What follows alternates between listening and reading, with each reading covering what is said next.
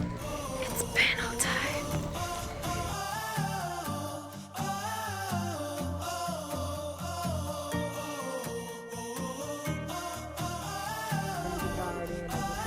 I can dance.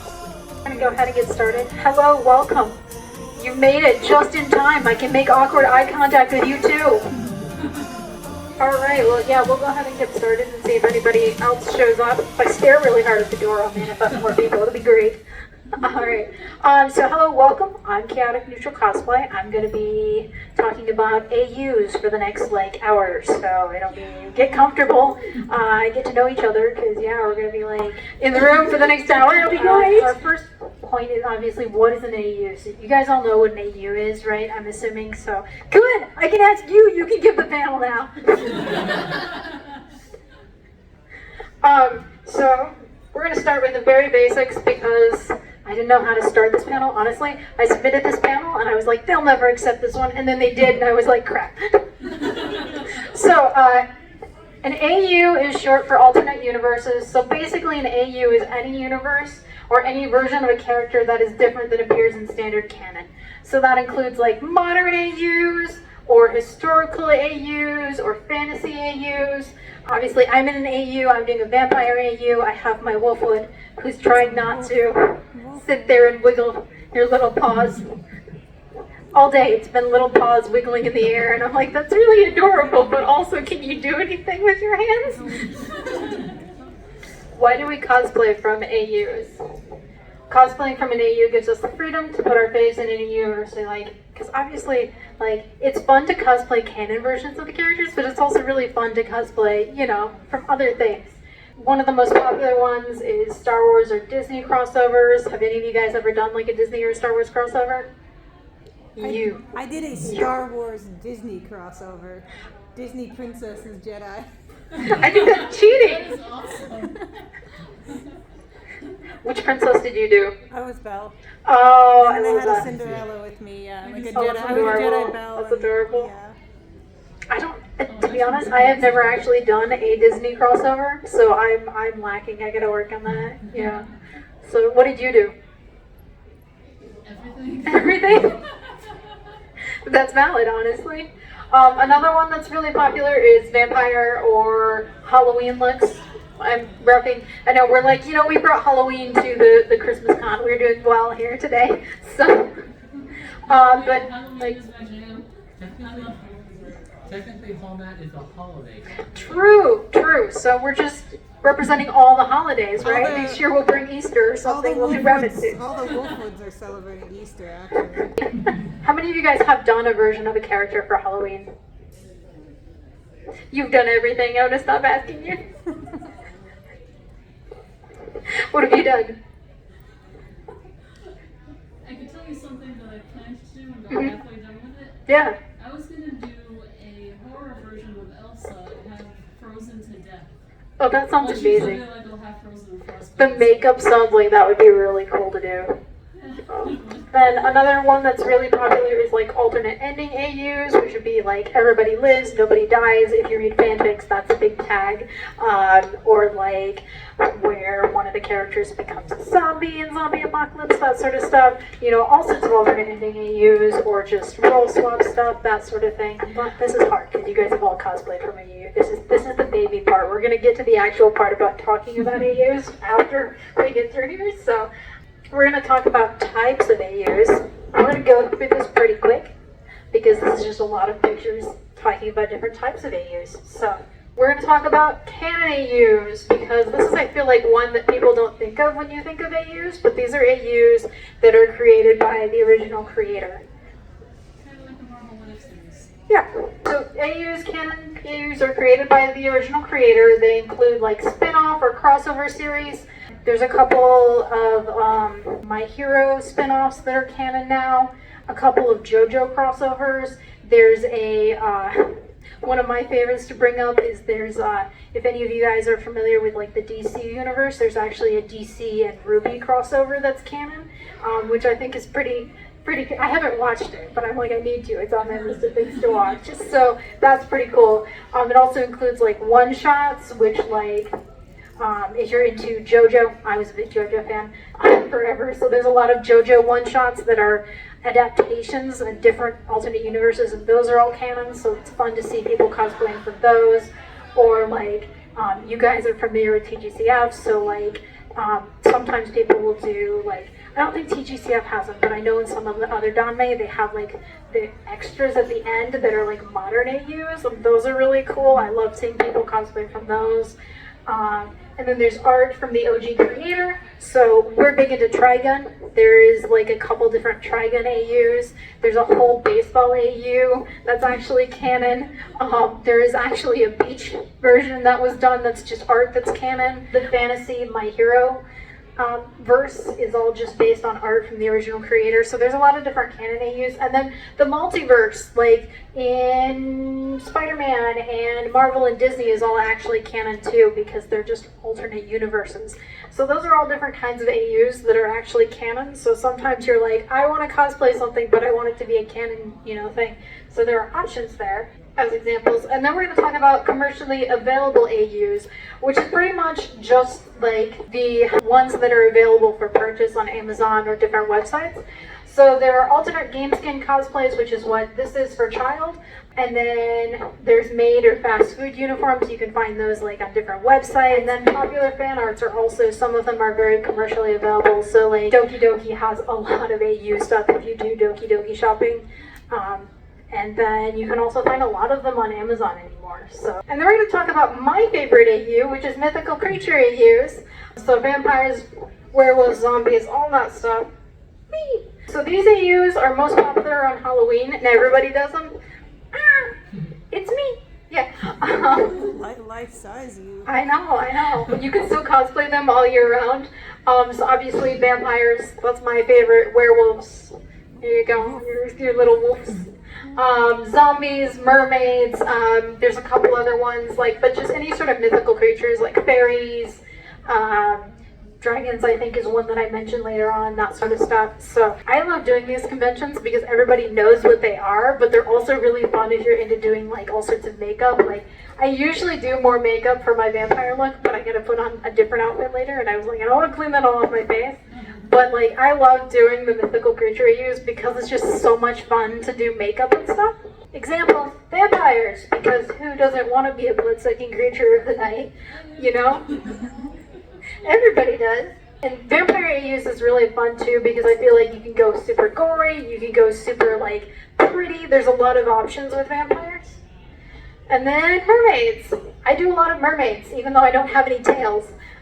You can do all sorts of scale work. You can do the technique where you put the netting on your skin and then brush over it so it looks like scales on your skin. So I think mermaids are also a lot of fun to do. Dragons is another one that I really like doing. And if you hoard cosplay supplies, you're already a dragon, so it's great. I tell everybody I hoard fabric. That makes me a dragon, right? So I love doing dragons. They're another one that are just really fun. Plus, you get to wear horns, and I personally am a big fan of wearing horns. So I see a couple people nodding. Okay, you guys get me. We can be friends. Okay. Angels is another one that I do. That's a lot of fun to do. I've seen people do them with wings. I've seen people do them without wings. It's a really fun thing. I've seen people do fallen angel looks, which is kind of like a match between vampires. What? Fallen angel bash. Between vampires and angels, and I think that's a lot of fun.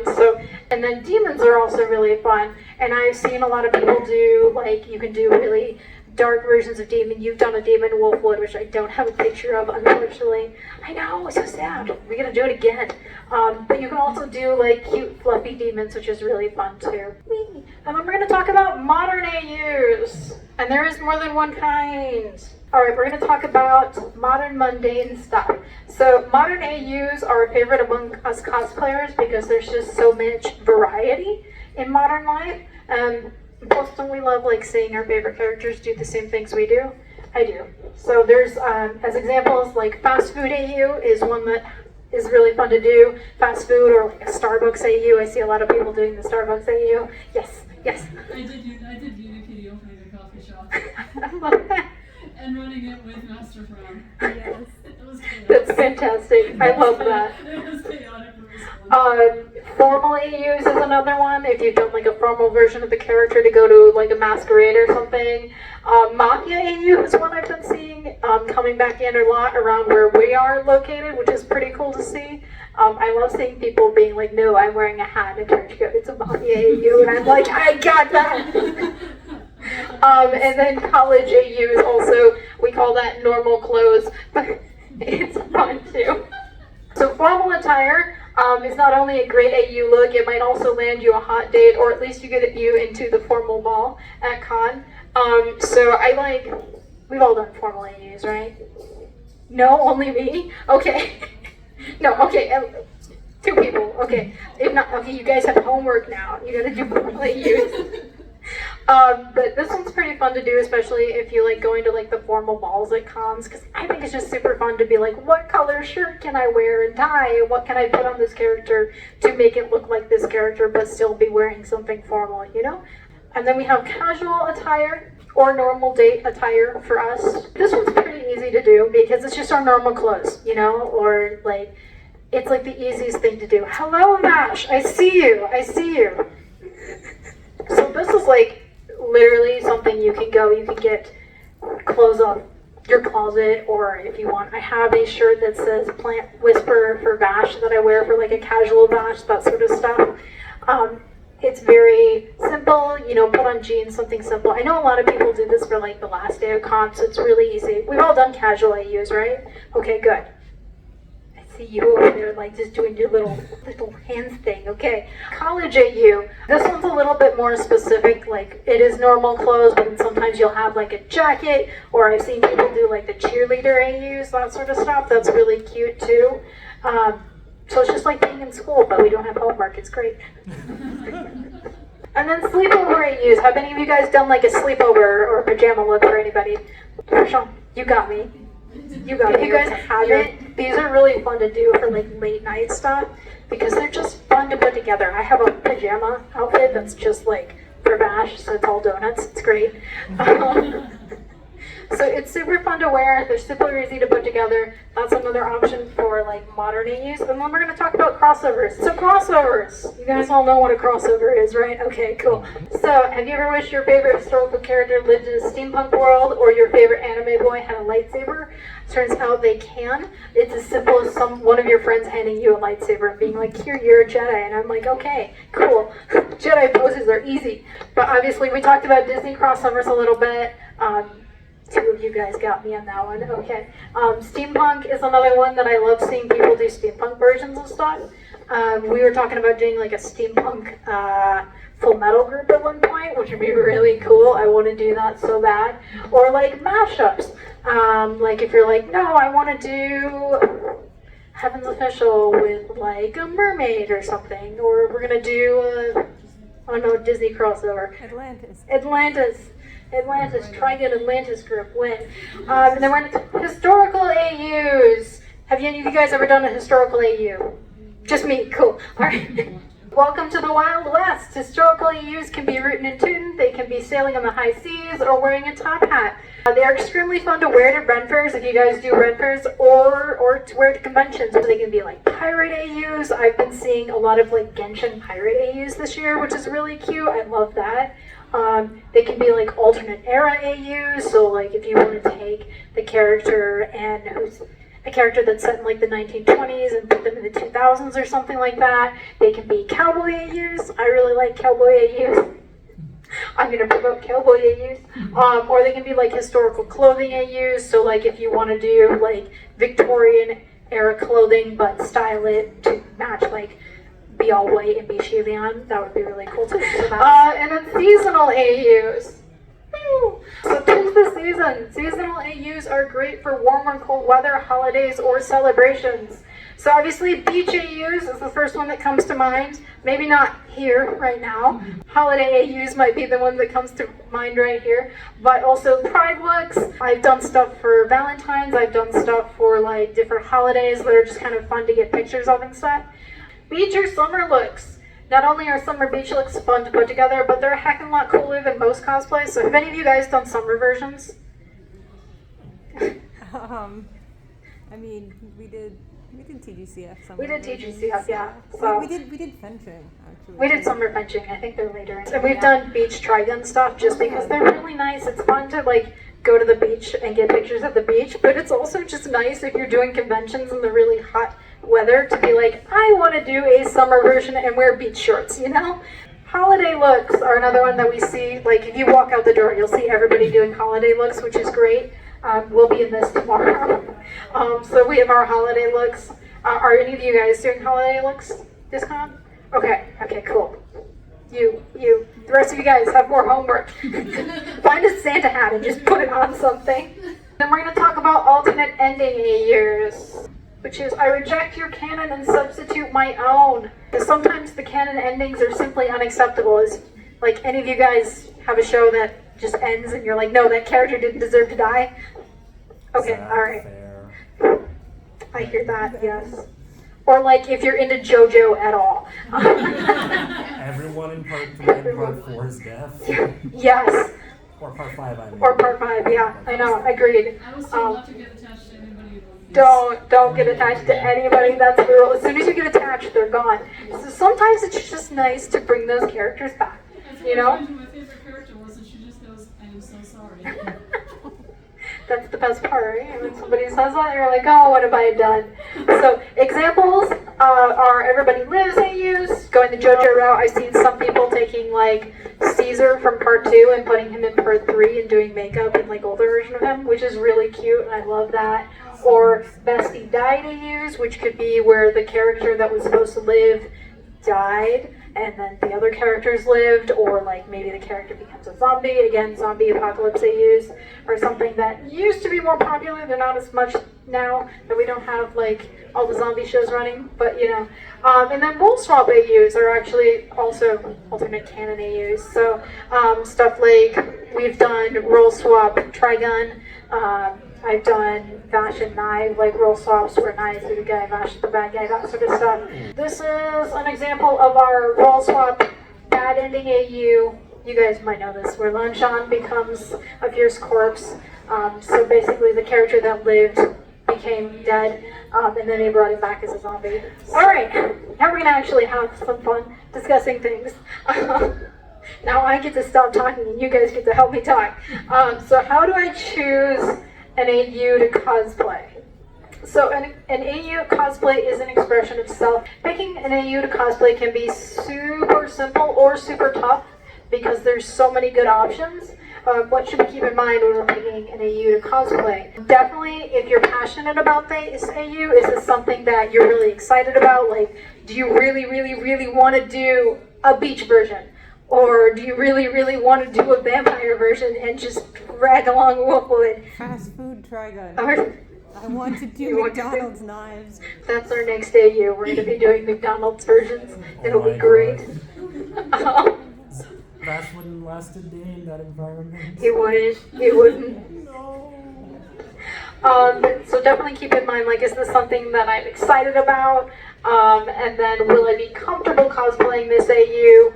Because sometimes people will be like, hey, do you want to do X AU with me? I was getting asked last year if I wanted to do a belly dancer AU, because I do belly dance, and I was like, you know what, I don't think I'd really be comfortable with that at a con just because of the attention that would get. So I was like, not really for me. But the group did it, they looked amazing. I was like, you guys look amazing. They were like, yeah, we understand this isn't something you're comfortable with. So again, it's just something to keep in mind. Is this something I'm going to be comfortable with cosplaying? And then, will this be a respectable AU?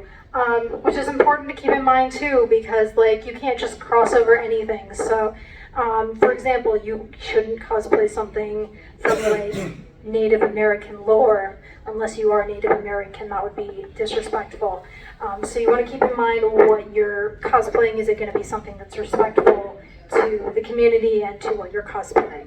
More things to keep in mind are, what are you wearing this AU cosplay to? Like, are you going to wear it to a convention? Are you going to wear it to the beach? Or you just want to do it at home? Do you want to do it for TikToks? Like, how many of you guys do TikToks? Just me, okay. With that in mind, you can be like, hey, how intensive does this cosplay need to be? Like, with where I'm going to wear it. Am I going to wear it to con?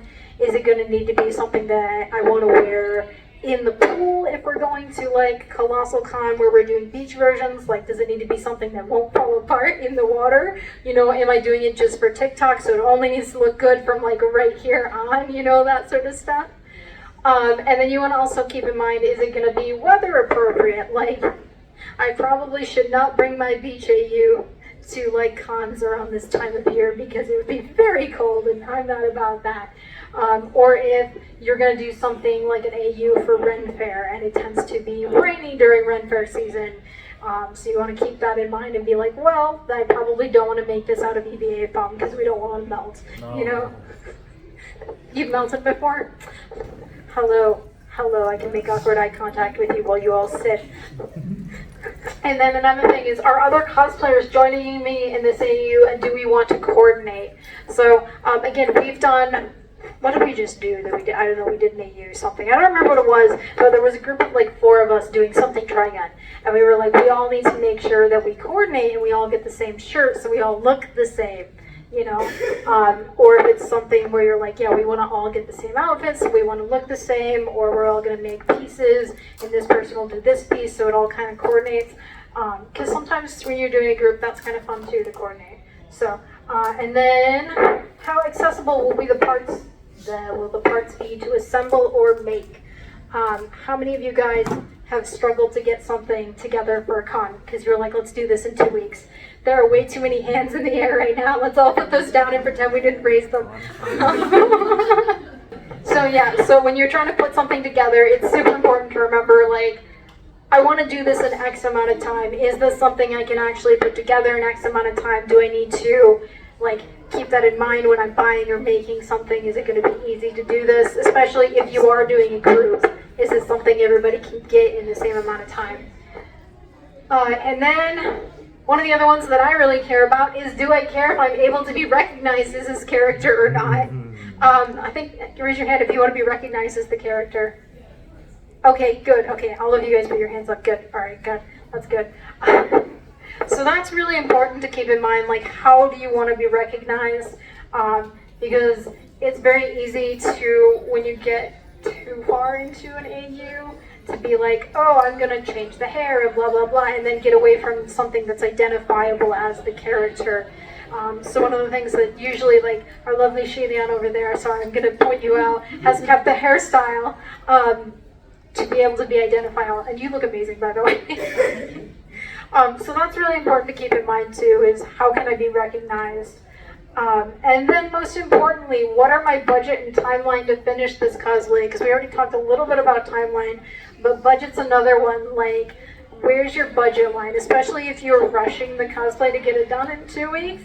Like, what's my budget to get this done? Do I want to go on the cheaper end and get something quickly? Do I want to go a little more expensive and still get something quickly? And that's really important to keep in mind with most cosplays, but also with AU cosplays. Things to keep in mind while putting together an AU cosplay. What are the iconic items from my character that I can incorporate into this AU that will help people recognize me? So, like, obviously for Vash, it's the hair color and spiky hair, and then the arm, trying to keep that in there. And then the red color, I say, is I'm not wearing any red. But those are things that really help. Does anybody else have any examples? Because I'm tired of talking for a minute. What would you incorporate? I'm going to pick on you into Wolfwood to keep it recognizable. I mean, the cross. cross. Yeah. Yeah, there you go. You don't have the cross. I don't. I think for JoJo, it's like keeping the hairstyles that are very iconic. Yes, absolutely.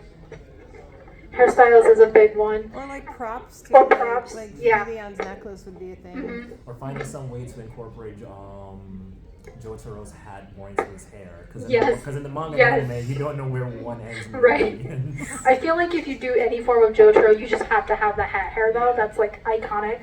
So just finding those iconic things that you're like, this is what everybody knows the character for, and taking that into whatever AU you're doing. I would love to see someone do, sorry this is not topic, a like pirate version of Jotaro with the hat in the hair. There we go, for my JoJo cosplayers. Make a wig with the hat. A wig with the hat. Make the wig around the hat. And then I must keep my vision manageable within my crafting range as I am making this cosplay, and affordable if I'm buying or thrifting pieces. How many of us have gone over budget on a cosplay? Okay, yeah. It was everything about this cosplay. It's amazing though. Like, Thank really, you. really good. Thank you. I appreciate that. Yeah, so obviously we're all familiar with going over on budget and timeline and everything. And we do the best we can. Like, there's nobody out in the hall, thank God, going, did you stay on budget? Did you stay on time for your cosplay? Because we'd all be like, don't look at me, don't look at me, you know? But that is something that we want to try to keep in mind as we're going forward with like making cosplays and stuff. And it can be any cosplay, quite honestly, not just AU cosplays. And then things to think on. Am I buying or commission? If I can read my own typing. If I am buying or commissioning cosplay pieces, will they have time to arrive before a con? This is really important. I actually do cosplay commissions for a living. So the number of times people have contacted me and gone, hey, I need this in a week. And I'm like, if I had $1 every time that happened, I would be very wealthy. It'd be great. So just keep that in mind if you need to buy something or commission something. You want to give people time. It does take time for stuff to ship, especially if someone's doing a commission for you. It takes time to make. So sometimes you have to be like, well, I need it for this con, but it won't get here in time, so maybe I'll just move my cosplay plan to the next con, you know? Or like, how many of us have had our cosplays that we bought arrive after the con? Like, do I already own items I can reuse, adapt, or modify for this cosplay? I think we all kind of know that one, like, what pieces do I already have that I can use again? Do I have pants that I can just use, or shoes or something, you know? What style of item would look best with this cosplay? Like, would leather belts look better than nylon ones? And would that affect my budget? Like, is this somewhere that I can cut corners a little bit to bring my cost down? Or do I really need those belts to look like super, super shiny, or, you know, whatever it is? Like, can I do EVA foam for my arm, or do I want to do it out of plastics? Or whatever you can think to, like, how is it going to affect how it looks, and is that something that it will take more time to do, or do I want to keep that in mind so it'll be something I can cut a little corners and get done sooner? So even more to think about, do I want a quality cosplay which will take like more time to make and or assemble, or do I want something like just for fun, like if I'm putting together like a sleepover thing, can I just get away with like a kigu, you know, that sort of thing. This is the one for me. Will I need to have the ability to dress myself, or will I have friends to assist me? I feel like a lot of us don't think about this. How many of you guys have a costume you can't get into by yourself? Okay, good, I'm not alone, thank God. So, this is one that I, specifically me, have to keep in mind, because a lot of times I'm like, oh, this will look amazing, and then I get it done, and I'm like, this is great, how do I get into this? Or how do I get out of this? What, every Pochong ever? Yeah. So, that's something you want to keep in mind if you're doing, like, really any cosplay, but in the AU theme, because we're in the AU panel. Something, I can't actually get into this one by myself. I can get into the coat, I can't do the wings by myself, so my poor Wolfwood is over there with your little paws being like, I can't do this either! It's great. But it's something to think about, like, what parts I'm incorporating into this cosplay. Is this something I want to be able to get into, get out of? And another thing, following that same line, is pockets! Because you will need to carry your valuables. And how many of us have costumes that don't have pockets? Okay, we're all doing really well, guys. Something that also works, something that I like to do because I've run into situations where I've lost my stuff at conventions. Yeah. I always make I usually just make up a guide that matches the character. Yeah. Like a dragon tail for let's say for a character that's a dragon, Mm-hmm. they could have a dragon tail that's a fanny pack. Yeah. Or for in my case a daisy dress for Princess Daisy. Yeah. I have a turnip. That's a purse. Oh, that's adorable. That's adorable. I love that. Yeah, absolutely. Bags. Try to keep something that you'll have a place to store stuff. Is really important. I have you. You have my pockets today. Neither of us can reach them though because we have hands. So that's also important. But just something that you want to think about is, where am I going to carry my stuff? Because we all need to have our badges and our money at cons so we can spend it all, because that's really important, you know? I have props. Are they going to be easy to travel with / con safe? How many of you guys have props? I see a couple of you guys with props. But how many of you guys brought props to con this year? Okay. Like 3 of us did attempted it, yeah. So having props that you can travel with is, yes, I love that. Being able to screw them apart, or being able to, like, if they collapse, something that you can travel with and will be safe to get through security with is also really important, and something to keep in mind whenever you're making something. There's several panels about prop making at this con, so I'm not going to go into that. But that's just something to keep in mind when you're keeping, especially if it's a character that you want to incorporate some sort of prop with, like Punisher. How do you travel with a Punisher? You make it really tiny so it fits in a suitcase. That's what we did. And then, do I need to be mobile and self-sufficient, not require friends to assist me on the con floor at the event? So, like, if you do a lot of cons by yourself, that's something to keep in mind no matter what you're wearing, because you need to be able to get yourself in and out of costume, or if something happens and you need food, or you just need to get out of cosplay immediately. That's really important to know if you're not going to have friends with you. And then most importantly, am I going to have fun in this cosplay? Because why are you doing it if you're going to stress yourself out putting it together? Like, yes, you might look fabulous, but is it worth the mental toll if you're not going to have fun in it? Because that's the most important thing about cosplay, is to have fun, right? Yeah. I see one person nodding, so yeah, okay, alright. How to put together an AU cosplay. Make, buy, or thrift. So you've committed to your cos plan and your hype, but now the actual hard part is putting the costume together. Because how many of us have cosplay plans that are like longer than our list, and then we don't get to them? Okay, yeah, alright, okay. We're just gonna pretend nobody put their hands up for that one. Honestly, whether you make, buy, or thrift your cosplay, all cosplays are valid. And it's really just deciding which venue will work best for you, whether you want to thrift something. Can you come up here and demonstrate with me? So I made my Vash because I was like, I really want to make this coat. And you thrifted all of your outfit? And then you made the tail. You made the tail. Which is adorable. Turn around and shake your tail. Yeah, and then these are useless, but yeah. They're great. They look adorable. Look at the toe beads. You have toe beads. They're adorable. Okay. That's been my amusement all day. I've been like, shake your tail. Now show me your toe beads. Now roll over. Woof. So yeah, whatever you need to do, especially if you're working on a time crunch. And then it's your cosplay, so your comfort is the most important. An AU cosplay can be as simple as putting on a wig, you know, with your normal clothes, like we would do, talking about like the modern AUs or a college AU, or it can be as complex as making a whole new outfit, like this might be. It can be anywhere in between, whether you want to like take an old outfit and add new parts to it, whatever you want to do. Remember, all cosplay skill levels are still good cosplay, so it doesn't matter if you buy a cosplay, if you buy an AU cosplay, if you make it, if you thrift it, it doesn't matter, you're still a good cosplayer and you're still amazing. So that's the most important thing. And then some resources for buying. So we talked about Doki Doki a little bit already, and their shipping times, which are insane, but it has started carrying a lot of AU cosplays, especially for like Genshin, but they have like I think they started carrying like maid cosplays, if that's something that you want to do, like a little maid group or something. I also saw that they were going to start carrying McDonald's outfits and stuff. So, you know, okay, next year we're all doing a giant McDonald's group, right guys? Okay, cool. So there's that option. There's also, I didn't include it on here, but there's AliExpress, which some people do prefer to buy off of. That has a lot of also AU cosplays you can surf around on. Amazon has always been a decent resource if you need a pre-made item really quickly. So we do. Am I being too loud? No, you're fine. You didn't put on Spirit Halloween either. Oh, I didn't put on Spirit. That's because I made this at like 3 a.m.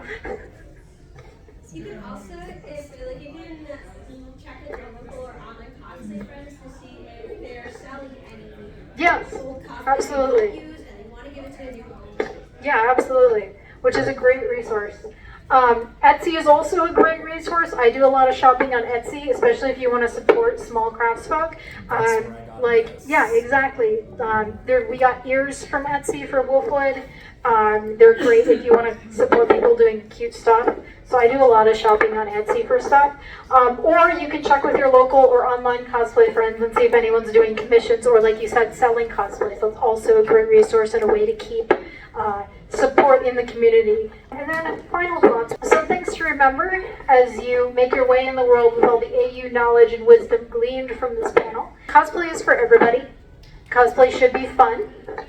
You are a valid cosplayer, no matter if you make your cosplay, buy it, thrift it, or modify it. No matter what level you do, you are valid. And I made this panel slideshow at 2 a.m., so let's pretend it's coherent and applaud your host. Yay! And then this is just our social medias if you want to follow. I did, because once upon a time you were going to be here doing the slideshow, but then I made you sit in the audience. So, thank you guys for all attending my AU panel. Have a wonderful con and the happiest of holidays. Thank you all for coming. You can go now if you want. That's right.